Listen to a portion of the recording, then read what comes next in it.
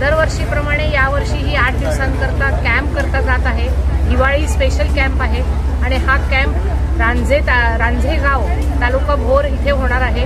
त्याच्यासाठी आजपासून ही मुलं निघालेली आहेत। 6 दिवसाचा हा कॅम्प आहे। 12 तारखेपर्यंत ही मुलं तिथे असणार आहेत। सफरनामा सवालों का सफरनामा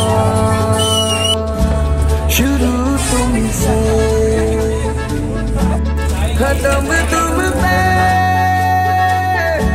सफरनामा हो जिसे ढूंढा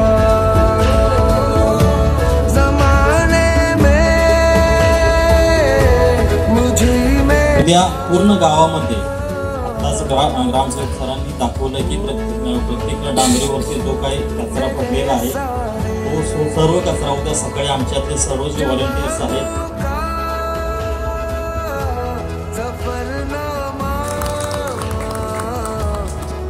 मेरी ओर से उठा तेरी ओर को कदम